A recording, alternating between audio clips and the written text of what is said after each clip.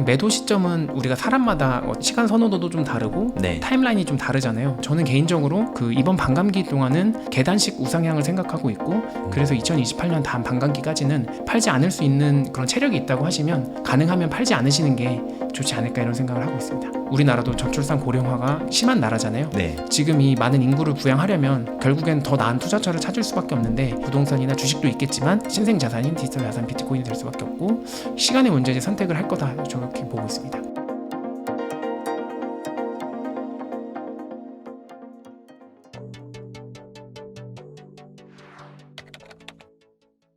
이제 비트코인을 네. 그래 제 채널이 부동산 채널이다 보니까 사람들이 돈이 좀 많이 있으셨나 봐요. 아, 네. 제가 저번에 조사한 적이 있는데 뭐 1개 넘게 모으고 계신 분들이 엄청 많더라고요. 아, 그리고 저희 고래동 공부 사이트 보면 1비트 이상 모으신 분들이 엄청 많아요. 봤어요. 네, 장난 아니죠. 부러워요. 네, 많이 모으신 분 막 67개 막 이렇거든요. 네. 그러면 그분들은 이제 어떻게 향후에 전략을 짤 것인가, 매수는 이제 어느 정도 돼 있으니까 네. 그런 분들께 좀 매도 전략에 대해서 말씀해 주시면 좋을 것 같아요. 일단 저는 비트코인은 장기간 우상향 할 거라고 생각을 하고 있기 때문에 네. 그냥 매도 시점은 우리가 사람마다 시간 선호도도 좀 다르고 네. 타임라인이 좀 다르잖아요. 네. 그래서 그냥 비트코인을 팔아서라도 뭔가 좀 가치 있는 일이 있다라고 생각하시면 네. 그냥 그 시점에 팔아서 쓰시면 될 것 같은데, 개인적으로 만약에 뭐 단기간에 뭐 2, 3년 이렇게 뭐 가격 전망이나 이런 거를 네. 만약에 좀 궁금하시다면, 저는 개인적으로 뭐 가격 전망을 사실 저는 못 한다라는 게 이제 저의 솔직한 생각이거든요. 네. 네. 왜냐면 제가 이제 뭐 회사에 있으면서 뭐 환율이나 이런 지표 같은 것들을 정말 예측하기 위해서 정말 많은 노력도 했었고, 네. 외주를 준 적도 있었고, 경제학 박사들 모아놓고 한 적도 있는데 네. 거의 다 틀렸어요. 그러니까 단기도 틀렸고 중기도 틀렸고 장기도 다 틀렸거든요. 네. 그러니까 그때 제가 느꼈던 생각은 이걸 예측하는 게 과연 의미가 있을까?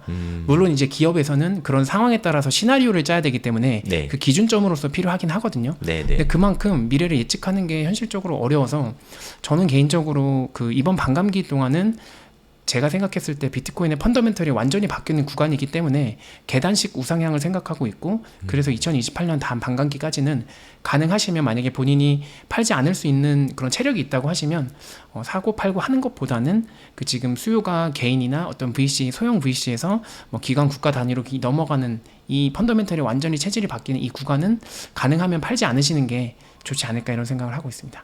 그러면 봉현이 형도 앞으로 지금부터 2028년까지는 계속 매수를 할 생각이세요? 아니면 그냥 홀드 할 생각이세요? 저는 사실 제가 원하는 물량만큼은 비트코인은 작년에 이미 다 모아놨기 때문에 네. 아마 추가로 매수를 한다고 하더라도 제가 현금 흐름 자체가 직장인이니까 네. 뭐 월에 100만 원 정도라서 그게 유의미하지 않을 수 있을 것 같은데요. 개인적으로 그래도 돈이 만약에 여분이 생긴다면 저는 비트코인을 계속 매수할 것 같고요. 매도는 한 2028년, 그러니까 지금 반감기 말고 네. 그 다음 반감기, 그냥 저는 일부러 기준을 그렇게 정했거든요. 네. 그 정도가 되면 이제 매년 제가 가지고 있는 비트코인을 조금씩 팔더라도 죽을 때까지 다 쓸 수 있지 않을까, 그런 생각 정도 갖고 있고요. 이미 비트코인 67개이신 분은 하나 파셔가지고 네. 그냥 조금 뭐 맛있는 것도 드시고 여행도 다니시고 네. 그러시면 좋을 것 같고, 공부 안 하셔도 될 것 같은데요. 네.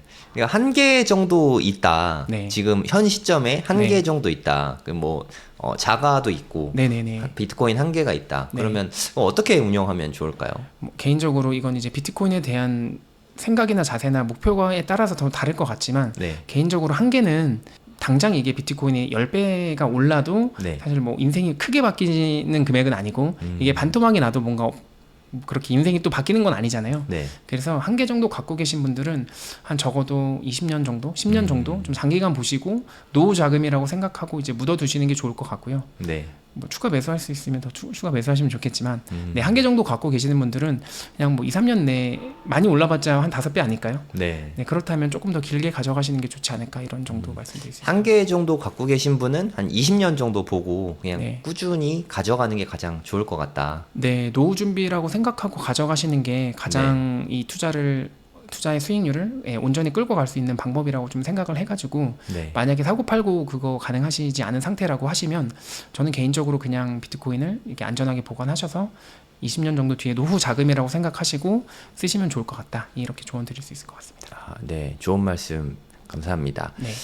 이번 사이클에서 네. 그러니까 올해 24년, 내년까지 해서 25년, 네. 올해 고점이 올지 내년에 고점이 올지 모르겠지만 네. 고점은 올해나 내년에 얼마 정도로 개인적으로 그냥 보고 계신지 뭐 예측은 어차피 어렵지만 네, 어렵지만 네. 그냥 개인적인 바람을 말씀드리면 네. 저는 계단식 우상향을 통해서 네. 올해 말 그리고 내년 말 정도까지는 한 2, 3억까지는 충분히 갈 수 있지 않을까 그런 생각을 하는데 그거에 네. 대한 근거는 이제 기존에 있던 어떤 개인이나 VC 중심의 투자 자산에서 네. 이제 국가랑 기업 단위로 이제 클래스가 바뀌고 있는 구간이라서 아마 그 정도는 조심스럽게 예측할 수 있지 않을까 보고 있습니다. 그럼 한 4년 정도 더 지나서 한 네. 2028년 정도 된다. 네. 그러면 얼마까지 이렇게 보고 계세요? 뭐 현재 화폐 가치 기준으로 뭐 네. 매년 뭐 한 7, 8% 인플레이션을 반영하고 네. 그 외에 같은 이제 앞으로 5년 동안 뭐 미국이든 아니면 뭐 다른 여러 나라들 일본의 연기금이든 네. 뭐 홍콩 ETF든 뭐 그 외에도 중동 구프 펀드나 또 그 외에도 다른 어떤 법인이나 기관들에서 이제 투자 수요가 들어온다고 하면 네. 뭐 개인적인 전망과 바람을 같이 말씀드리면 2028년 다음 반감기, 그러니까 다다음 반감기겠죠. 아직 네. 반감기가 안 왔으니까 2028년 말 정도에는 뭐 원화 기준으로는 환율이 지금이랑 유지된다고 가정했을 때 5에서 10억 정도는 갈 수 있지 않을까. 그 정도 5억에서 생각하고 10억 있습니다. 정도. 네네. 네. 아, 되게 가슴이 설레입니다. 네. 다만 그때까지 저는 환율이 계속해서 네. 오를 거라고 생각하고 있기 때문에 그 이상도 오를 수 있을 것 같아요. 아, 환율이 그러니까 달러 가치 대비 원화 가치가 떨어지면 그 네. 이상도 갈 수 있을 네네네. 것 같다. 네. 네. 알겠습니다. 네. 일본의 연기금이 어마어마한 규모잖아요. 네네. 제가 듣기로 뭐 2,000조가 넘는 걸로 알고 있는데, 그래요? 네네. 네, 일본 연기금에서 네. 비트코인 투자를 검토하고 있다는 뉴스가 있더라고요. 네, 들었습니다. 저도. 네, 그거에 대해서 어떻게 생각하세요? 그 사실상 고령화가 심한 나라들은 네, 어쩔 수 없이 이제 연금을 지급해야 되니까 앞으로 더 나은 투자 대상을 찾을 수밖에 없고 뭐 이제 그걸 비트코인을 발견한 것 같은데 네, 당연히 들어올 수밖에 없을 거라 생각하고 있습니다. 음. 이 포트폴리오 상에 비트코인을 넣는 게 해칭으로도 좋지만 수익률만으로도 사실 저는 충분히 훌륭한 투자가 될 수 있다고 생각해가지고 네, 자연스러운 이제 수순이라 생각을 하고 있고요. 일본 연기금이 투자를 하면 이제 비슷한 규모나 또는 비슷한 성질을 갖고 있는 어떤 기관들에서 또 추가로 연쇄적으로 투자가 이루어질 수 있기 때문에 저는 긍정적으로 보고 있고 비트코인에 투자를 할 수밖에 없다라고 보고 있습니다. 어떤 전통 자산가의 그 반대로 움직이는 그 어떤 해칭 측면에서도 그렇고 네. 이 자산 자체의 펀더멘털이 바뀌고 있고 공급의 제한적인 부분들 그리고 수요가 전 세계적으로 늘어나고 있는 것들을 캐치했다면 들어올 수밖에 없고 들어올 거라면 빨리 들어올 수밖에 없습니다. 아, 빨리 들어왔으면 좋겠습니다. 네. 우리나라 국민연금도 규모가 꽤 되는데 그죠. 들어올 가능성이 있을까요? 아무래도 최근에 작년인가요? 코인베이스 투자했다라는 얘기는 들었었는데 네, 그 뉴스는 본 것 같아요. 네, 아직 뭐 비트코인 현물이나 현물 ETF에 투자한다는 얘기는 못 들었지만 이제 다른 우리나라도 저출산 고령화가 일본보다 더 심한 나라잖아요. 네, 그래서 빠른 속도로 따라잡고 있는데 지금 이 많은 인구를 부양하려면 결국엔 더 나은 투자처를 찾을 수밖에 없는데 그게 앞으로의 세상에서는 부동산이나 주식도 있겠지만 아마 신생 자산인 디지털 자산 비트코인이 될 수밖에 없고 시간의 문제지 선택을 할 거다 저렇게 보고 있습니다. 아, 네. 일본 연기금이나 우리나라 국민연금도 네. 비트코인 투자할 수밖에 없는 그런 상태다 이렇게 네. 말씀을 해주셨네요. 네, 아무래도 투자 성과를 내야지 연금을 지급할 수 있는데 네. 기존의 전통 자산만으로는 아마 지금 이 노인 인구를 부양하기가 어려울 것 같습니다. 그리고 이제 2분기에 올해 2분기에 얼마 안 남았죠. 네. 4, 5, 6월 이게 2분기니까 네. 2분기에 홍콩 ETF 현물 ETF가 네. 비트코인 현물 ETF가 상장된다는 뉴스가 있더라고요. 네네. 이거에 대해서 어떻게 보세요? 저는 당연히 상장이 될 수밖에 없다. 승인 날 수밖에 없을 거다 생각하는데 물론 네. 그 시점이 5월이 될지 뭐 연말이 될지는 사실 확진할 수 없지만 네. 미국이라는 사실 원래 그 비트코인은 기본적으로 정부 화폐 그 반대점이 있기 때문에 네. 모든 국가가 이거를 반대를 해야 의미가 있거든요.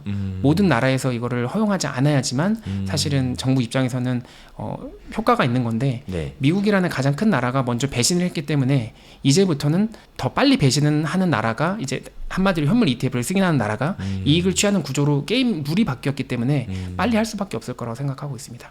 그럼 우리나라도 현물 ETF가 빨리 나올까요?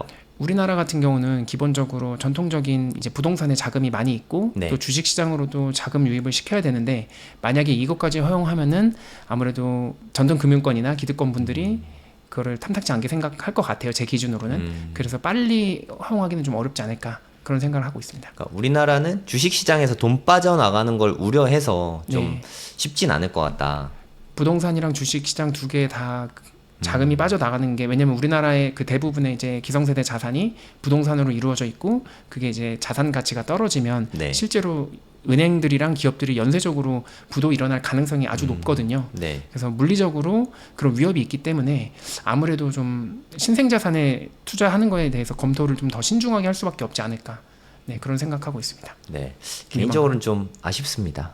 네, 많이 아쉽습니다. 네, 저도 좀 이게 2017년이나 18년도에 우리나라 비트코인 거래량이 많았었는데 그때 만약에 이 크립토 자산에 대해서 조금 더 이해도가 높은 리더가 그거를 좀 사람들에게 이제 설득을 하고 국가 정책으로서 어떻게 좀 키웠다면 아무래도 전 세계에 있는 크립토 부자들이나 크립토 인재들을 우리나라로 이렇게 유입시킬 수 있었을 텐데 네. 그 주도권을 빼앗긴 부분에 대해서는 개인적으로 너무 아쉽게 생각하고 있습니다. 네. 올해 2024년 11월 5일에 미국 대선이 있는 걸로 알고 있거든요. 네, 맞습니다. 미국 대선의 영향이 비트코인에 어떻게 될지. 우선은 기본적으로 선거가 있는 해에는 주식시장이나 자산시장이 다 좋잖아요. 아무래도 뭐 기존에 정권을 잡고 있는 정부에서는 재집권을 하기 위해서 선심성 정책이나 아니면 그런 완화적인 통화 완화적인 정책을 펼칠 수밖에 없고 그게 자연스럽게 이제 반복이 되면서 선거 때가 되면 항상 미국 주식도 좋았던 걸로 기억하는데요. 네. 그 측면에서만 봤을 때도 이제 비트코인의 호재가 될 수 있을 것 같고요.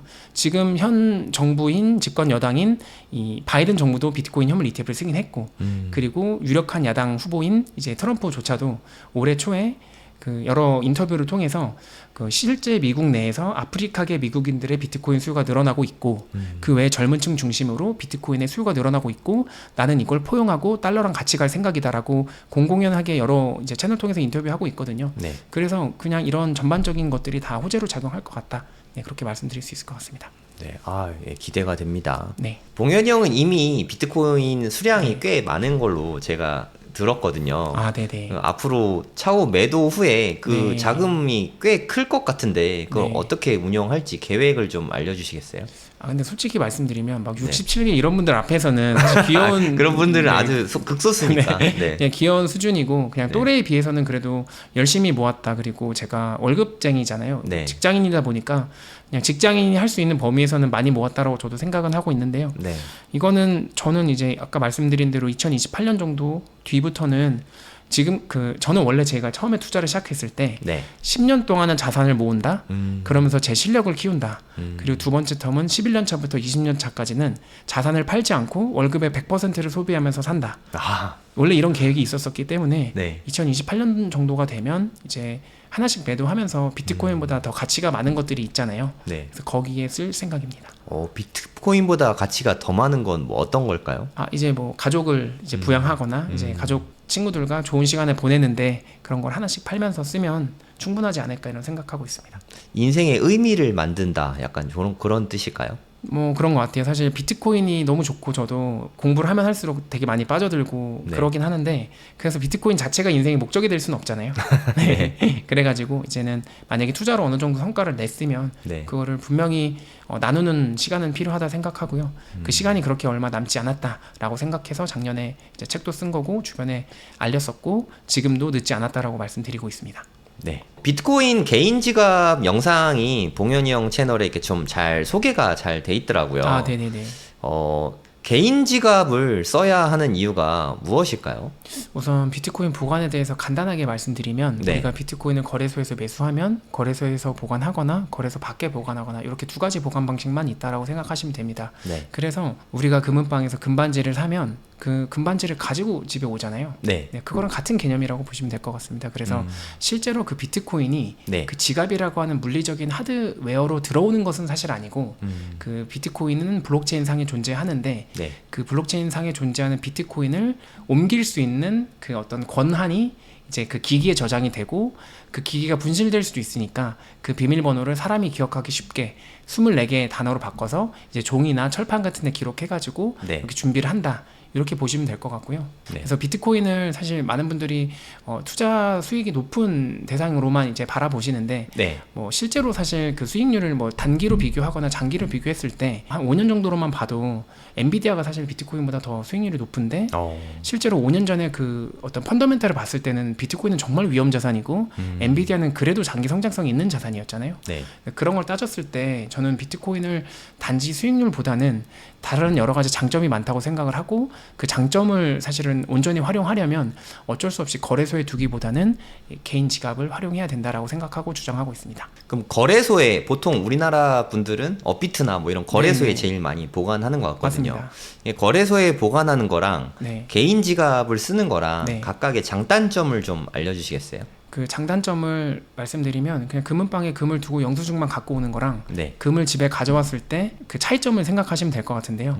만약에 비트코인을 거래소에 둔다면 일단 거래소를 신뢰해야 되는 그 문제가 하나 있는데요. 네. 둘 다 똑같이 이자를 안 주니까 신뢰해야 되는 문제가 있는데 실제로 비트코인에 대한 보안을 공부해보면 제가 제 개인 지갑을 가지고 보관하는 방식이랑 네. 업비트가 하드 월렛을 가지고 보관하는 방식이 똑같거든요. 그러니까 이 말이 뭐냐면 수학적으로 만약에 이 보안에 대한 지식이 똑같다면 네. 업비트가 해킹당할 확률이랑 봉현이 형이 해킹당할 확률이 수학적으로 같아요. 네. 그러면 이자도 똑같이 안 주고 똑같이 그 해킹 가능성도 똑같다면 그러면은 사실 그 비트코인을 거래소에 둬야 될 이유가 사실 없다라고 일단 첫 번째 생각을 하고요. 네. 그럼에도 이제 보안에 관련된 공부가 어려우니까 두시는 분들이 계시고 실제로 저도 우리나라 거래소는 그래도 다른 나라 거래소에 비하면 확실히 안전하다라고는 말씀드릴 수 있습니다. 왜냐하면 네, 네. 업비트든 비썸이든 제가 이제 관계자분들 통해서 이야기했을 때 정기적으로 감사를 받고 있고 그래서 사실 우리나라의 거래소가 당장 파산할 리스크는 없지만 네. 유사시라고 표현을 하겠습니다. 그 유사시라는 것이 뭐 전시 상황이 있을 수도 있고 또는 어떤 재해나 자연재해나 또는 정부의 행정명령에 의해서 네. 개인의 재산권이 침해당할 가능성이 있는데 당장은 없지만 장기적으로 있을 수 있는데 그때 거래소에 보관 중인 비트코인은 온전히 저의 그 어떤 재산을 지켜주지 못할 수도 있다. 그래서 만약에 비트코인에 대한 보안에 대한 지식이 조금 올라와 있다면 거래소에 두는 것보다는 개인 지갑에 두는 게 여러 측면에서 유리하다 이렇게 말씀드릴 수 있을 것 같습니다. 그러니까 평상시에는 차이가 없겠지만 유사시, 그러니까 전시 상황이나 특별한 상황이 있을 때 소유권을 할 수 있는 장점이 있다. 개인 지갑 같은 경우는 그런 뜻이겠네요. 네, 맞습니다. 그래서 유사시에는 분명히 개인 지갑에 있는 비트코인만이 더 가치가 있을 거다라고 생각을 하고요. 실제로 그 개인 지갑에서 개인 지갑으로 거래되는 비트코인의 가격이 김프에다가 또 프리미엄을 먹어서 김김프를 먹고 거래되고 있습니다. 네, 그래서 물론 이제 그게 아마 불법 수요도 있을 거고 여러 가지 측면이 있을 거긴 한데요. 네, 그래서 저는 개인적으로는 당장은 우리나라가 그런 위험이 있는 건 아니지만 네. 장기적으로 봤을 때 그런 유사한 어떤 위험한 상황이 나올 수도 있고 사실 전쟁이나 자연재해 아니어도 그 업비트 약관을 보면 그 정부의 행정명령에 의하거나 네. 아니면 전쟁이나 이런 화재나 이런 것들이 발생했을 때 네. 또는 어떤 통신 장애 같은 걸로 인해서 그 업비트가 보관하고 있는 비트코인의 유실이 생겼는데 그때 우리가 최선을 다했음에도 불구하고 이게 손해가 입었다면 우리가 책임지지 않는다라고 그 사용자 약관에 써 있거든요. 업비트가 그럴 때는 책임을 지지 않는다. 네, 우리가 노력을 했는데 노력을 한 걸 증명한다면 네. 그 자산 손실에 대해서 책임을 지지 않는다라고 약관에 써 있고 저희가 가입할 때 안 읽어봐서 그렇지 다 동의했습니다. 그래서 만약에 보안 수준이 똑같다라고 한다면 그리고 똑같이 이자를 주지 않는다고 한다면 금은방에서 우리가 금을 사가지고 집에 가져와서 안전한 곳에 보관하듯이 네. 그렇게 비트코인도 거래소에서 비트코인을 매수해가지고 안전하게 저희 집으로 제 개인 지갑으로 가져와야 된다 이렇게 생각하고 있습니다. 하지만 이게 저처럼 좀 건망증도 심하고 취침맞고 뭐 잘 잃어버리고 이런 사람들은 개인 지갑보다는 어떻게 보면 거래소가 안전할 수도 있겠네요. 그럼요. 이제 그 거래소에서 두는 것과 개인 지갑으로 옮기는 거의 차이가 네. 그 어떻게 보면 장점이 있지만 대신에 그거에 대한 책임도 온전히 나에게 있다. 네. 이 부분을 아셔야 돼가지고 저도 뭐 급하게 섣부르게 공부가 안 된 상태에서 옮기는 건 추천하지 않고요. 네. 충분히 공부를 해보시고 장단점을 비교해 보시고 본인의 어떤 이 비트코인이라는 자산에 대한 투자 어떤 목적까지 한번 검토하셔가지고 의사결정을 하시면 좋을 것 같다. 우리가 옵션이 있다는 건 알고 해야 되니까 그런 네. 측면에서 말씀드린 거였습니다. 또 한 가지만 덧붙이자면 업비트 같은 거래소에, 그러니까 해외 거래소는 잘 모르겠습니다. 업비트 같은 거래소에 코인이 있는데 내가 만약에 불의의 사고를 당해서 이렇게 사망하거나 갑자기 치매에 걸리거나 뭐 그렇게 해도 업비트에 있는 자산들은 상속이 다 된다고 하더라고요. 네, 맞습니다. 하지만 개인 지갑에 있는 거는 내가 안 알려주고 죽으면 이건 그냥 뭐 분실이거든요. 어떻게 뭐 저뿐만 아니라 모든 사람들이 찾을 수 없게 된다.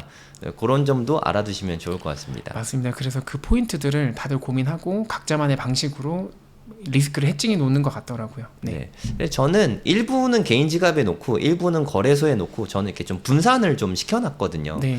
그러니까 뭐 진짜 전시 상황이 우리나라 또 지정학적 리스크가 있는 나라니까 네. 전시 상황이 왔을 때 뭐 우리가 뭐 전 재산을 다 갖고 가진 않잖아요 원래. 네, 그럼요. 그럼 뭐 일부만 이렇게 뭐 비트코인 한 개라던가 요 정도만 들고 갈 수 있게 해놓으면 괜찮을 것 같아요. 네.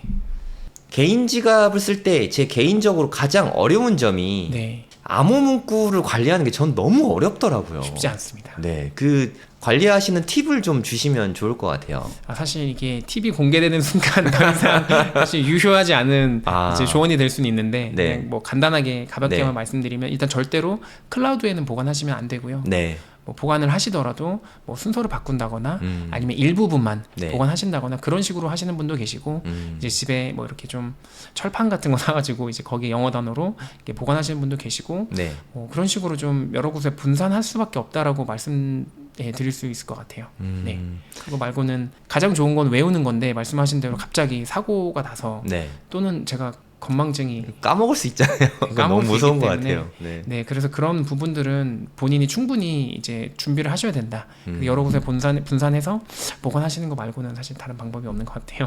그리고 그 지갑 쓰는데 암호 문구도 있긴 있는데 사실 초보자들이 하기가 너무 어려운 것 같은 맞습니다. 느낌이 있거든요. 네. 어디서 공부를 하면 좋을까요? 개인 지갑 사용법 같은 거를.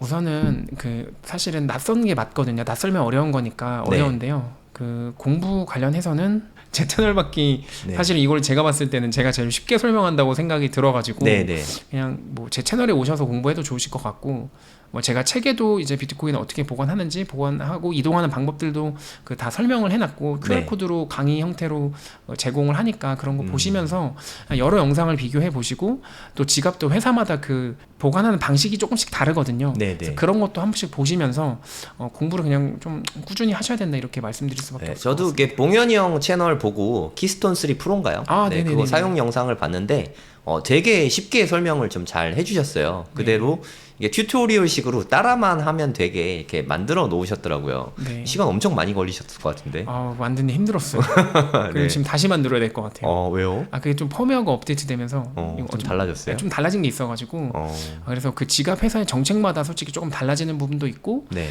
또 그 지갑 회사가 사용자의 편의성을 이제 어느 정도까지 추구하느냐에 따라서 그 보안의 정도도 조금씩 달라지거든요. 네. 그래서 뭐 개인적으로는 제가 거의 지갑만 지금 한 12개 갖고 있어요. 많으시네요. 근데 이게 그 비트코인이 많아서 그런 게 아니고 그 지갑을 이제 새로 나온 것들 하나씩 써보고 비교하고 마지막에 최종 단계에서는 제가 지갑을 하나 만들었거든요.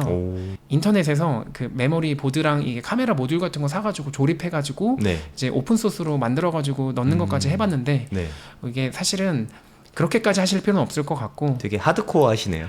우선은 저도 너무 이제 궁금하다 보니까 각 네. 지갑 회사의 정책이랑 그 안에 이제 그 어떤 모듈이 제공하는 그리고 소프트웨어가 제공하는 것들 다 공부해 보니까 네.